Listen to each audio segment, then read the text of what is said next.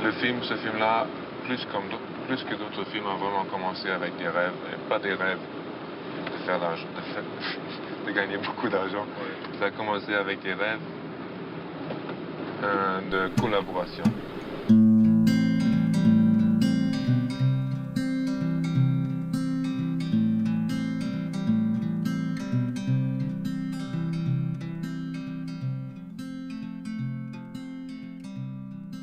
Sam was, at the time, the hottest writer in America.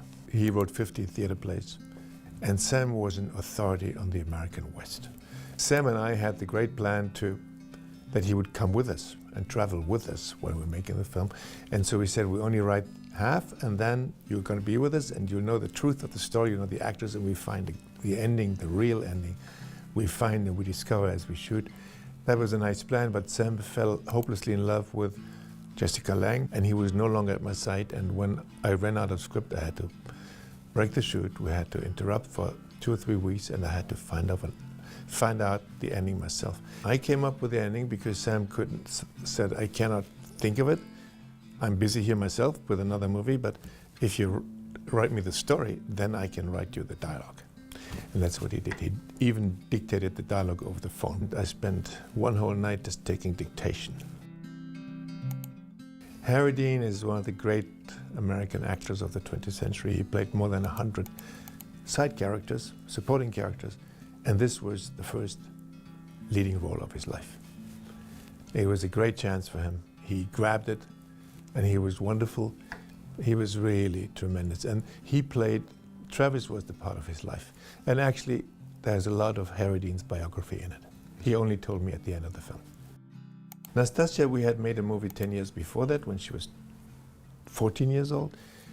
10 years later, we made Paris, Texas. She was a gorgeous young woman by then. In Wrong Move, she'd still been a child. Paris, Texas, she was one of the most beautiful actresses on the planet. She was great. She had an incredible talent, and she showed it all in Paris, Texas. And it really was a defining part for her.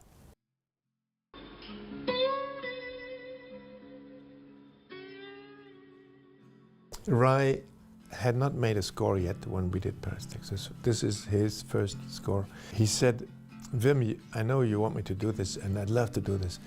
And I think I'm the right guy for this, but you know, I don't want to conceive of it before. I want to do it improvising in front of the screen. Give me a movie theater and let me play the score and find the score in front of the movie as the movie plays. And that's how we made it. We rented a theater, and he had his equipment in front of the screen, and we had an engineer in the back, and he played his guitar to the movie over and over again, each time until he felt it was perfect. And he really made it to the film. And by playing his guitar in front of the screen, it almost felt, I was always in the room with him, it almost felt like Rai was reshooting the whole film with his guitar. Now the real hero of the film. Robbie and I had been like twin brothers for 6 or 7 films, and then our common history ended abruptly when I went to Hollywood to shoot Hamlet. Robbie didn't want to be in the Union, he didn't want to shoot in America. I was on my own, and we were separated from each other for about 8 years. And Paris, Texas was our reunion, and we were both jubilant. We couldn't wait to work again together, and it was the most beautiful thing of Paris, Texas was that Robbie and I were set free.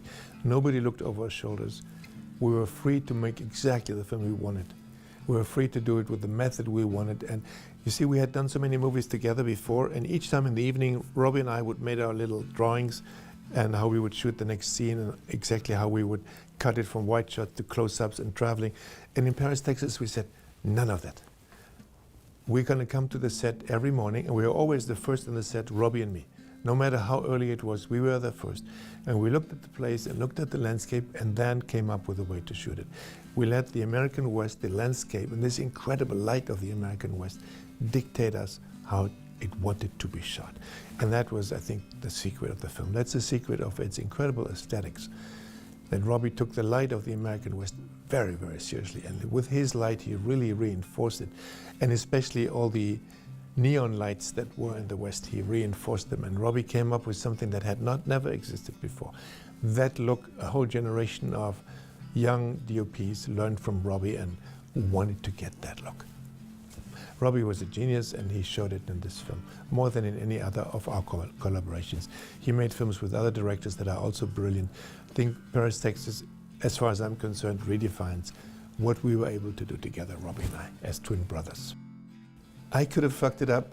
I mean, everybody was so fantastic. Sam and Rai and Robbie and Nastasia and Harry Dean. I had the best help, and not to forget Claire Denis, my assistant. She was a miracle maker. I was the only one who could have fucked it up, but luckily I didn't. I don't know whoever came up with the term of Americana. Became a classic term, like the Americana look, and it's sort of, it has a nostalgic touch today. When I made this film with Robbie, we said we have no model. There's no Western like this one. There's no film like the one we want to make. We just invent a whole genre from scratch. We knew that. We knew that, and we had no reference in the history of cinema, no other film. We just wanted to create our own reference. We somehow did. Robbie and I somehow did.